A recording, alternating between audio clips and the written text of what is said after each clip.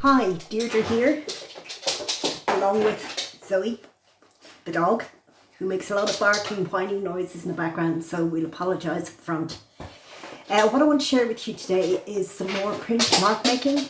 At the moment I'm looking at combinations of sort of purples, yellow, gold, orange, red. That they seem to be the colours going through my work at the moment, some of which you can see in my print work in the background. Is I try and keep to the same general colours. So for example, if I start mixing using this red and this blue, I'll mix other colours along the same type of colour lines, and I'll show you what I mean. I've mixed some up already. That's a purple that I've mixed, but I'll mix some more.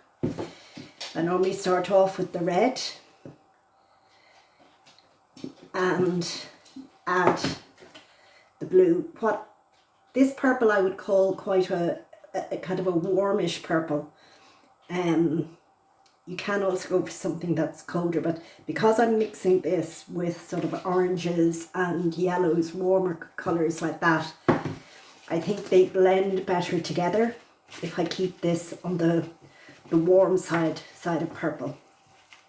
Sometimes this can come up a little bit almost browny initially, but we'll see how it goes. If it does, you need to add a little bit more red. Sometimes if you add a touch of black, it can also help, just a very, very small amount. Okay, I do my mixing in these little plastic containers, but you can also mix very effectively on a plastic palette. That's a nice warm purple. So these are the 4 colours that we mixed just a few moments ago. Now I'm going to show you an example of preparing a background plate. Now we'll do a layered print on a purple background. My mixed inks, and put them onto a palette. So I mentioned before that these pieces of acetate, these plastic pieces, have 2 functions. They can operate as palettes for actually mixing and or rolling out your roller, and they act as plates, which is what you're actually going to take your print from. So in this instance, what I'm trying to do is get the ink, the texture of the ink on the roller just right for doing printing. What I'm looking for is that there's an element of sort of slight bubbling on it. This is still too heavy. It's kind of cloggy and there's heavier bits of ink on certain parts of the roller. So I'm just going to keep rolling it. So this is what's actually going to be the background to my print. So again, I roll horizontally and vertically. Don't worry too much about looking for an absolutely perfect, pristine background. I actually think it's more interesting to have a certain amount of variance on the plate, on the background plate. So I'll just roll a little bit more, but I don't like too much. I prefer to use my other layers to provide a lot of the interest. Now we're nearly there. And one way of checking it, light is very much the printer's friend, is to hold it up to the light and see what's happening. And I can see there's a few lines here. Now I'm happy enough with that. So I now have my background. And what I'm going to do now is decide what layering I'd like to put on it. This is a piece of netting, which I've used quite effectively before. Now, when I used it before, I was using the etching press.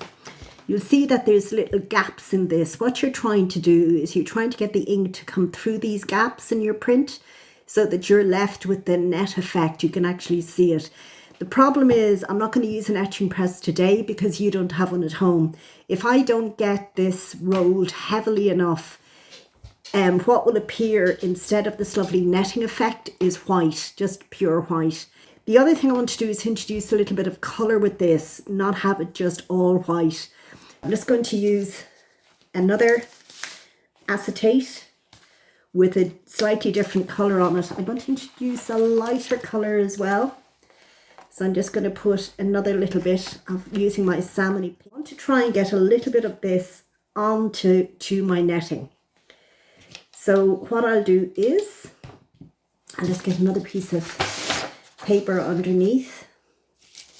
I'm going to use one of my little baby rollers, one of the small ones, and I'm just going to roll it up a little bit.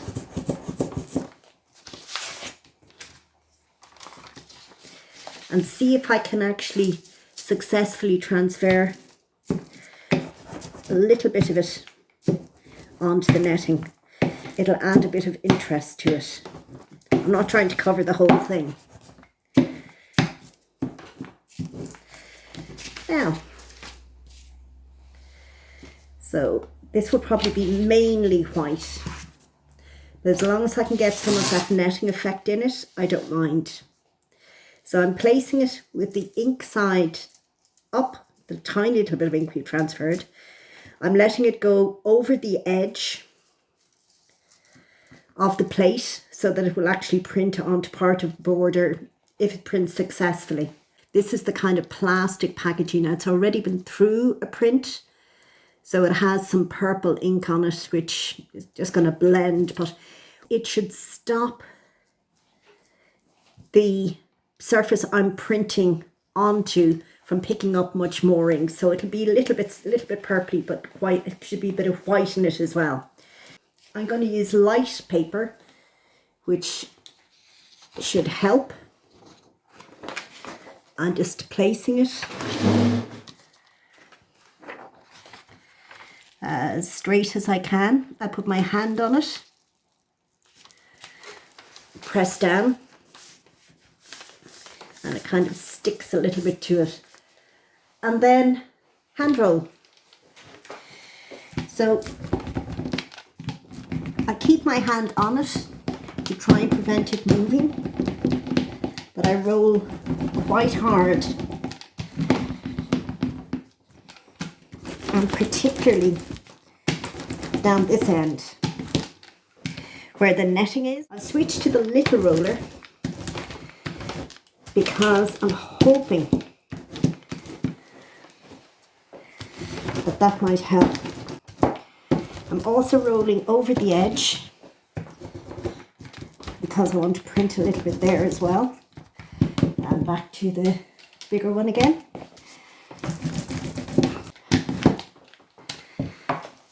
And we'll see. Let's take a little bit of the material off that. And there we go.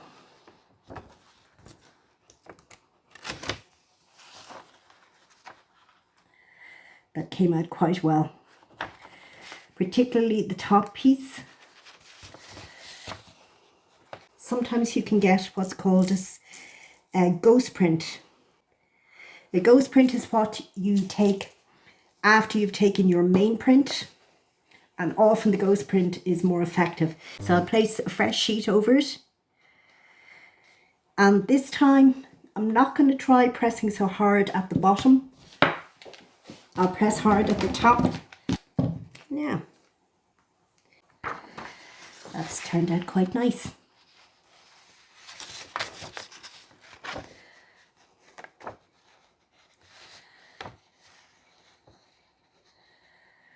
Just to finish off today, I'd like to share with you some work that's been produced in the last few weeks by a group of print mark makers that I hold sessions with on Friday afternoons and Zoom sessions at the moment at around 2 o'clock. We're working on doing layering with foliage and other everyday objects, and experimenting on different paper surfaces. If you would be interested in joining us for these sessions, please feel free to contact me.